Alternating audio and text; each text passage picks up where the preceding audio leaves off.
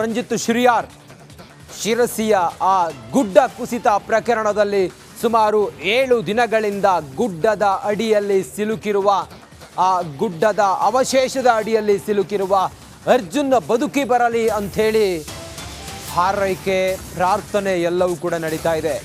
ಕಾರ್ಯಾಚರಣೆಯು ಕೂಡ ರಕ್ಷಣಾ ಕಾರ್ಯಾಚರಣೆಯು ಕೂಡ ಭರದಿಂದ ಸಾಗ್ತಾ ಇದೆ. ಲಾರಿ ಚಾಲಕ ಅರ್ಜುನ್ ಜೀವನ್ ಮರಣ ಹೋರಾಟವನ್ನು ನಡೆಸುತ್ತಿದ್ದಾರೆ ಸುಮಾರು 7 ದಿನಗಳಿಂದ. ಇದರ ನಡುವೆ 7 ದಿನಗಳಿಂದ ಇನ್ನುಳಿದಂಥ ಲಾರಿ ಚಾಲಕರೇನಿದ್ದಾರೆ ಲಾರಿಗಳನ್ನು ಗುಡ್ಡದ ಪಕ್ಕದಲ್ಲಿ ನಿಲ್ಲಿಸಿಕೊಂಡು ಕಾಯ್ತಾ ಇದ್ದಾಳೆ. ಹೇಗಾದರೂ ಮಾಡಿ ನಮ್ಮನ್ನು ಕಳುಹಿಸಿಕೊಡಿ ಅಂಥೇಳಿ ಮನವಿ ಮಾಡ್ತಾ ಇದ್ದಾರೆ. ಯಾರಿಗೂ ಕೂಡ ಅಲ್ಲಲ್ಲಿ ಗುಡ್ಡ ಕುಸಿತಾ ಇರೋದ್ರಿಂದಾಗಿ ಮೂವ್ ಆಗ್ಲಿಕ್ಕೆ ಬಿಡ್ತಾ ಇಲ್ಲ. ಅವರೆಲ್ಲರೂ ಕೂಡ ಗೋಗರಿತಾ ಇದ್ದಾರೆ, ನಮ್ಮನ್ನ ಬಿಟ್ಟು ಇವತ್ತುವರೆಗೂ ಕೂಡ ಯಾವುದೇ ಒಂದು ವಾಹನಗಳನ್ನು ಇಲ್ಲಿ ಸಂಚಾರ ಮಾಡೋದಕ್ಕೆ ಬಿಡ್ತಾ ಇಲ್ಲ. ಬೇರೆ ಬೇರೆ ರಾಜ್ಯಗಳಿಂದ ಬಂದಿರುವಂಥ ವಾಹನದಲ್ಲಿ ಈ ಒಂದು ಟ್ರಕ್ ಆಗಿರ್ಬೋದು, ಲಾರಿ ಆಗಿರ್ಬೋದು, ಈ ಚಾಲಕರು ಪರದಾಡ್ತಾ ಇದ್ದಾರೆ. ಅದರಲ್ಲಿ ಪ್ರಮುಖವಾಗಿ ಇಲ್ಲೊಬ್ಬರು ನಮ್ಮೊಂದಿಗಿದ್ದಾರೆ. ಅವರು 7 ದಿನ ಆಯಿತು, ದಯವಿಟ್ಟು ನಮಗೆ ಇಲ್ಲಿಂದ ಹೋಗೋದಕ್ಕೆ ಒಂದು ಅವಕಾಶ ಮಾಡಿಕೊಡಿ ಅಂತೇಳಿ ಅವರು ಬಹಳ ರಿಕ್ವೆಸ್ಟನ್ನು ಮಾಡ್ತಾರೆ. ಇವರು ಸೈನ್ಯದಲ್ಲಿ ಕೆಲಸ ಮಾಡಿದಂಥವ್ರು, ಅವರ ವಾಹನ ಕೂಡ ಇಲ್ಲೇ ನಿಂತಿದೆ 7 ದಿನದಿಂದ. ಸಾಕಷ್ಟು ಪರದಾಡ್ತಾ ಇದ್ದಾರೆ. आपका नाम क्या है? राहुल चौधरी। आप क्या करते हैं? पहला मैं ड्राइवरी करता हूँ। पहले मैंने फौज में नौकरी करी है, उसके बाद में मेरी गाड़ी है खुद की। मैं गाड़ी चलाता हूँ सर। मुश्किल रोटी पानी क्या है, वहाँ पूड़ी खा के अपना गुजारा करते हैं और क्या है हमारे पास। हम ये चाहते हैं रोड क्लियर होना चाहिए ना, या फिर इस सरकार को हाय हाय करें और हमारे पास क्या है रास्ता ಇದೆಯಲ್ಲ. ಈಗ ಬೇರೆ ಒಂದು ಮಾರ್ಗ ಇದೆ ಅಂತ ನೀವು ಆ ರೂಟಲ್ಲಿ ಹೋಗಕ್ಕಾಗಲ್ವಾ? ನಮ್ದು ಹೈಟ್ ಇದೆ ಸರ್, ಹೋಗಲ್ಲ ಅಲ್ಲಿ ಗಾಡಿ. ಅಲ್ಲೆಲ್ಲ ತಗ್ಗದಿ ಬಿದ್ದಾವೆ ಸರ್, ಹಿಂಗಾಗಿ ನಮ್ಮ ಗಾಡಿ ಪಾಸ್ ಆಗಲ್ಲ ಸರ್ ಅಲ್ಲಿ. ನೀವು 7 ದಿನ ಆಯ್ತಾ? ಇಲ್ಲಿಂದ ಎಲ್ಲಿ ಹೋಗ್ಬೇಕು? 6 ದಿನ ಆಯ್ತು ಸರ್. ಎಲ್ಲಿ ಹೋಗ್ಬೇಕು ನೀವು? ಕಾಸರಗೋಡು ಗೋಶಾಲೆ. ಎಲ್ಲಿಂದ ಬಂದಿರೋದು? ನಾವು ಯಾದವಾಡದಿಂದ ಬಂದೀವಿ ಸರ್, ಬೆಳಗಾಂ ಡಿಸ್ಟಿಕ್. ಹಾಂ ಸರ್. ನೋಡಿ, ಇದು ಅವರ ಅಳಲು 6-7 ದಿನ ಆಗಿದೆ. ನಮಗೆ ಸರಿಯಾಗಿ ಊಟ ತಿಂಡಿ ಸಿಗ್ತಾ ಇಲ್ಲ, ನಾವು ಲಾರಿನಲ್ಲೇ ಮಲಗಬೇಕು, ಟ್ರಕ್ಕಲ್ಲೇ ಮಲಗಬೇಕು. ಆದಷ್ಟು ಬೇಗ ನಮಗೆ ಆ ಒಂದು ರಸ್ತೆನ ಕ್ಲಿಯರ್ ಮಾಡಿ ನಮಗೆ ಹೋಗೋದಕ್ಕೆ ಅವಕಾಶ ಮಾಡಿಕೊಟ್ರೆ ತುಂಬ ಅನುಕೂಲ ಆಗುತ್ತೆ ಅನ್ನುವ ಮಾತುಗಳನ್ನು ಆಡ್ತಿದ್ದಾರೆ. ಕ್ಯಾಮ್ರಾ ಪರ್ಸನ್ ರಾಕೇಶ್ ಜೊತೆ ನಾಗೇಂದ್ರ ಬಾಬು, ರಿಪಬ್ಲಿಕ್ ಕನ್ನಡ, ಉತ್ತರ ಕನ್ನಡ ಜಿಲ್ಲೆ.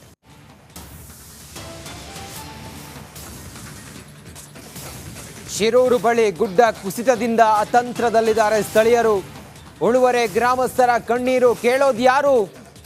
ಕಳೆದ 7 ದಿನದಿಂದ ಕಾಳಜಿ ಕೇಂದ್ರದಲ್ಲಿ ಉಳುವರೆ ಗ್ರಾಮದ ಗ್ರಾಮಸ್ಥರಿದ್ದಾರೆ. ಮನೆ ಕಳೆದುಕೊಂಡಿದ್ದಾರೆ, ತಮ್ಮವರನ್ನು ಕಳೆದುಕೊಂಡಿದ್ದಾರೆ.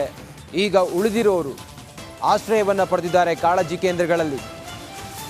ಶಾಲೆಗಳಲ್ಲಿ ಆಶ್ರಯವನ್ನು ಪಡ್ಕೊಂಡಿದ್ದಾರೆ ಗ್ರಾಮಸ್ಥರು. ಕಾಳಜಿ ಕೇಂದ್ರಗಳನ್ನು ಅಲ್ಲಿ ಶಾಲೆಗಳಲ್ಲಿ ಮಾಡಿದ್ದಾರೆ. ಹಾಗಾಗಿ ಅಲ್ಲಿ ಆಶ್ರಯವನ್ನು ಪಡ್ಕೊಂಡಿದ್ದಾರೆ. ನಮ್ಮವರನ್ನು ತಮ್ಮವರನ್ನೆಲ್ಲ ಕಳ್ಕೊಂಡಿದ್ದಾರೆ. ಮನೆ ಮಠವನ್ನು ಕಳ್ಕೊಂಡಿದ್ದಾರೆ. ಬಟ್ಟೆ ಬರೆ ಎಲ್ಲ ಕಳ್ಕೊಂಡಿದ್ದಾರೆ. ಊಟ ತಿಂಡಿ ಮಲಗೋದಕ್ಕೆ ವ್ಯವಸ್ಥೆ ಇದೆಲ್ಲವೂ ಕೂಡ ಸರಿಯಾಗಿ ಆಗದೆ ಅವರು ಪರದಾಡ್ತಾ ಇದ್ದಾರೆ. ಉಳುವರೆ ಗ್ರಾಮಸ್ಥರ ಕಣ್ಣೀರನ್ನು ಕೇಳುತ್ತಾ ಗಂಗಾವಳಿ ನದಿಗೆ ಗುಡ್ಡ ಬಿದ್ದಿತ್ತು. ಉಳುವರೆ ಗ್ರಾಮಸ್ಥರಿಗೆ ಒಂದು ರೀತಿಯಲ್ಲಿ ಅತಂತ್ರದ ಸ್ಥಿತಿಗೆ ತಲುಪುವಂಥ ಸ್ಥಿತಿ ಎದುರಾಗಿತ್ತು. ಇವತ್ತಿಗೆ 7 ದಿನ ಆಗಿದೆ. ಇಲ್ಲಿಯವರೆಗೂ ಕೂಡ ಈ ಒಂದು ಉಳುವರೆ ಗ್ರಾಮಸ್ಥರೆಲ್ಲರೂ ಕೂಡ ಸ್ಥಳೀಯ ಶಾಲೆಯಲ್ಲಿ ಅಂದರೆ ಕಾಳಜಿ ಕೇಂದ್ರದಲ್ಲಿ ಅವರು ಅಲ್ಲಿ ಸ್ಟೇ ಆಗುವಂಥ ಕೆಲಸವನ್ನು ಮಾಡಿದ್ರು, ಅಲ್ಲಿ ಉಳಿದುಕೊಳ್ಳುವಂಥ ಕೆಲಸವನ್ನು ಮಾಡಿದರು. ಆದರೆ ನಾಳೆಯಿಂದ ಆರಂಭ ಆಗುತ್ತೆ, ನಮ್ಮ ಮುಂದಿನ ಪರಿಸ್ಥಿತಿ ಆಗಿದ್ದಾರೆ.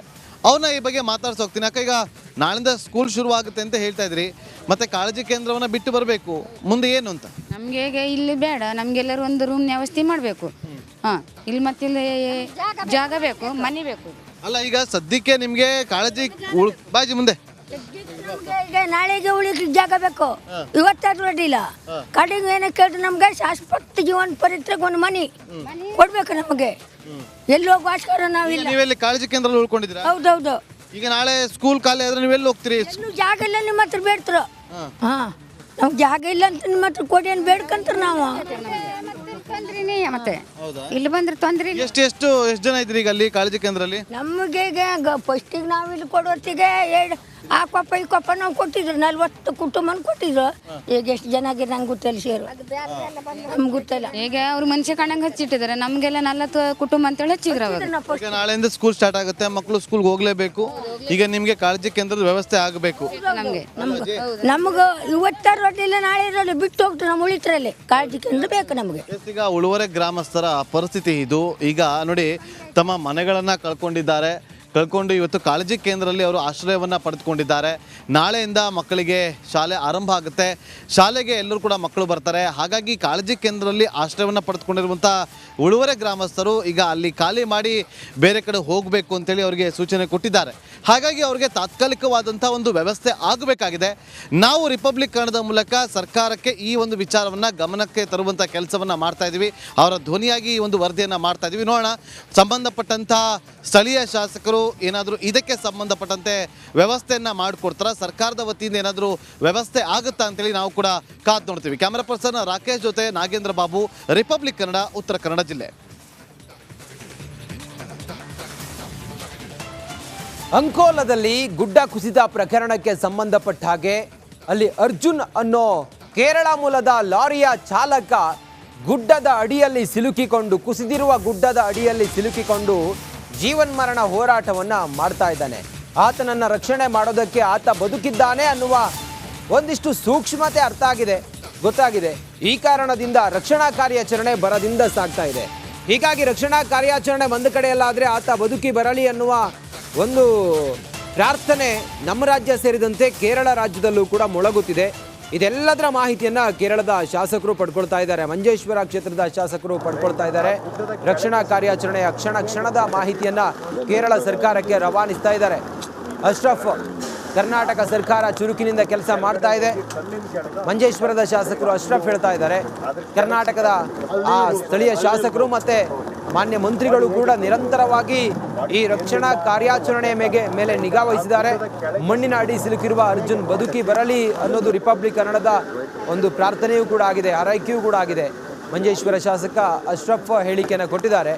ನೋಡಿ, ಆ ಗುಡ್ಡ ಕುಸಿತದಲ್ಲಿ ಗುಡ್ಡದ ಅಡಿ ಸಿಲುಕಿಕೊಂಡಿರುವಂಥ ಅರ್ಜುನ್ಗಾಗಿ ಈಗ ರಕ್ಷಣಾ ಕಾರ್ಯಾಚರಣೆ ನಡೀತಾ ಇದೆ. ಕೇರಳದ ಶಾಸಕರು ಕೂಡ ಸ್ಥಳದಲ್ಲೇ ಮುಖ ಹೂಡಿದ್ದಾರೆ.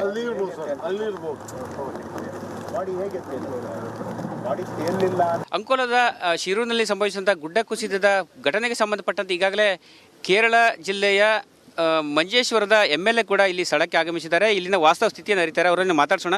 ಸರ್, ಈಗ ತಾವು ಬಂದಿದ್ರಿ, ಇಲ್ಲಿ ಪ್ರಕಾರ ನಿಮ್ಮಲ್ಲಿ ಆಪರೇಷನ್ ನಿಮ್ಮ ಮಟ್ಟಿಗೆ ಯಾವ ರೀತಿಯಾಗಿ ನಡೀತಾ ಇದೆ ಸರ್? ನಾನು ನಿನ್ನೆ ರಾತ್ರಿಯೇ ಇಲ್ಲಿಗೆ ತಲುಪಿದೆ.